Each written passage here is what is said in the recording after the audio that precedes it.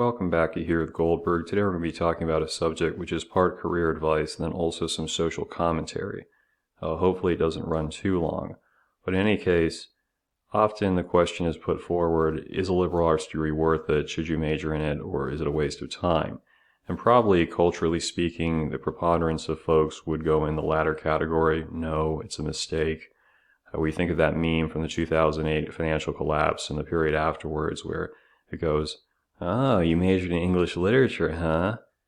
I'll supersize that, please. ALML.com." And I understand that sentiment, but it's also stemming from a fundamental lack of willingness to condemn or question the prevailing economic model. It's really complacency, and that has to be addressed in this video. So obviously for 10, 15 years we've heard this push about you have to go into STEM because STEM makes more money, like this young man is doing. But of course, if a bunch of people start majoring in STEM, they all have the same credential, and you've got more applicants and less jobs. What happens? It allows the companies to reduce starting salaries and of course pay throughout the career really because you've got all this competition. That's also the reason why we have all these visas coming in from China and India. And there was a guy in my comment section for about a year or so. He would hang around. The only time he would comment was to play the race card because he was Indian. And they just don't understand the bigger picture. Like in India, a lot of the cheap consumer goods they export are made with forced child labor. In Indonesia, palm oil, which is one of their biggest exports, goes into a lot of foods as a preservative in the West. The people who work in these orchards cannot meet their daily quota, which means they're not going to get paid, so they bring their kids along. Well, of course, the kids are not being paid, so the company is benefiting from basically free labor. The kids are exposed to these chemicals, they're not going to school, so they're probably not going to change their economic status, period. But in the West, we're just debating over free markets versus Bernie Booty Boy. We don't really consider how big and how really corrupt and exploitive the system is, because that's too complicated. Well, that mentality should change, although it may not. You see here with the push for STEAM, adding arts into STEM, and really it comes to the same dynamic, which is that you take the humanities, which have been about human inquiry, at least classically speaking, art especially, has been oriented towards many times making political or social statements, and say, no, we need the humanities to also be working towards the interests of the big corporations. We need you to be as productive as possible for your slave wage position. We have to take away the emphasis on, well, we're trying to solve or answer difficult questions and go back to your little, desexualized worker unit position. That's the argument. That's why they push so many women into STEM now. That's a lot of the whole motivation there is we just want more people who can be good cogs and wheels in the machine and not question it. Now, obviously, if you look at these lists, they can be kind of doomsday-ish. Degrees that don't make much money: anthropology, performing arts, studio arts, liberal arts, communications, biology, which is actually technically STEM, but without like a master's or a medical degree, it's not very worthwhile for most people. Music, art history. You could probably throw in sociology, psychology, political science. By themselves, they have a limited utility, or at least many think so. If you're going to do just the liberal arts degree in a terminal sense, you have to plan a little bit, but it's not impossible to get a decent paying job. You just have to not wait until you graduate. So this is a Geico. They have a management development program. I actually applied to that some years back and I was doing pretty well, but then I opted for something else. So sales, customer service, claims, or auto damage, you can get into the insurance industry, not necessarily having to sell insurance. You could just be doing the assessment. Okay, is the insurance going to cover this or not? There's other programs like M&T Bank, Management Development Program. If you look in college, there are some of these corporate training programs. I think Kellogg's, General Mills have some of those. But you should apply while you're in college and try to get the internship during the summer. Even beyond that, with the government, it is hard to get directly in as a civilian employee, but there are internships available. If you need earlier experience, you can just volunteer for some of these federal agencies. You can certainly get an internship with a congressman or a congressional committee, and that's a very good stepping stone to get you in, as a civilian employee. So there are options out there. People try to tell you, oh, you're just going to be working at Starbucks. They're doing that because they're shilling for the system. They don't even understand. Again, we talk about being a servant of the elites, like in the other video. They're being the useful idiots of the elite most of the time. There are exceptions, of course. I'm not trying to generalize.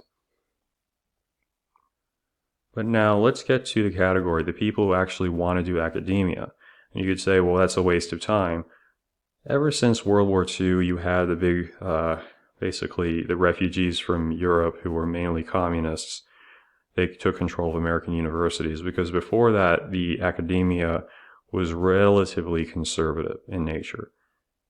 The problem is that a lot of folks have been so scared away from it because they're not leftist that we have this hive mind. And we need people, as long as there is the United States of America, we're not living in a narco-primitive society, we need people who are going and challenging that. Many of them end up working for think tanks or just going to work for corporations, and there's no dissenting voice in most cases. I had a couple of professors, but you could tell that they were trying to keep it on the down low. We need more voices. We need more resistance because people don't learn when they just have the same idea echoed wherever they go. And that's why even for yourself, you always need to be looking at and trying to understand people you disagree with, because otherwise you could just be living in ignorance and not realize it. If you want to go the academic route, I recommend doing an undergraduate honors thesis program. Even if you're not going for a PhD, definitely look in that direction. Hillsdale College is a good undergrad. They're a little bit more independent-minded. Also, Grove City. But yeah, doing that thesis program, that will challenge you to do something that's at a higher level of academia. And even if you don't end up doing a PhD, you can still have that on your resume. Look, I was able to create this, I was able to plan this out and complete it. So I definitely recommend that. It's a good experience whether or not you're going to actually go into the doctoral field. And this brings me to another point, because in a lot of libertarian, conservative, and manosphere circles, there's this derision towards liberal arts. Oh, that's just what women do, or leftists, soy boys. But if you look at their own arguments a lot of the time, they are based upon emotion, anecdotes, they're not rational, they have very little intellectual rigor, and especially they are hostile towards anything that challenges what they believe. This is not helpful. You can only make so many videos about roasting your opponents when you have to say, okay, let's go a little bit further. Let's make this educative. And in fact, I have to say, I was really thrilled when Red Pill Tokyo, he sent me his research, which is excellent. And so I'm currently debating, because I'm going to publish the book on investing pretty shortly. I'm working on the socialism book, and after that I was thinking, okay, do I do a book on the failures of conservatism, or maybe actually a book on the black pill? But it would be not just black pill relationships, but it would be black pill in every aspect of society, things that people don't realize, kind of taking back the wool that's over their eyes. And that would be something I definitely would cite Red Pill Tokyo, probably cite other people like MD, because there's a lot of good information out there. But all you hear as far as the more professional sphere is people like this, Simon Copeland, and all these incels or whatever. It'd be nice to have, oh wow, this is a source that's credible, and you start having more empathy with these people, and maybe it achieves over time social change instead of, oh, just write them out of the human race because it's a problem we don't want to deal with. But people have to be willing to do that work, I think about it, I've always read a lot, even as a kid, both things I agreed with and things I didn't agree with. And I came to the realization, some of these texts are old and they're kind of boring. Most people are not going to want to go into them, but I can access them and I can extract information and then distill it and present it in a way that people can comprehend, and they can learn from that. And that's that's my motivation in writing books, honestly.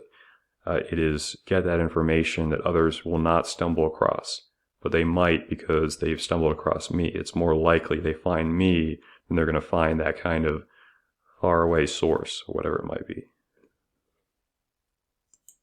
And this brings us to a final point. Just because you are, let's say, a tradesman or you work in IT, don't limit yourself. You can still, explore music, art, history, whatnot, literature. This is a really good quote from Heinlein, who is a great author in my opinion. Basically, you can do a lot of different things. I'm a tall, slim guy with glasses. That does not mean that I can't work out, doesn't mean that I cannot be interested in other things outside of what people perceive me as being good at or being interested in. And that's something you're going to find. You realize that when we look at like any regime, party, or movement that has made significant change that we remember, it was preceded by decades of a sort of cultural zeitgeist of people producing literature, artwork. Art can be very political. It can send a message, music, whatnot. This was all kind of a common cause, or very interrelated.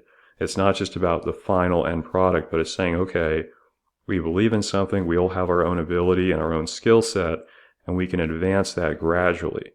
We don't just have to be, and I work with people in IT, a lot of these guys you'd think, oh, they're IT, they're rational. No, they're part of the hive mind.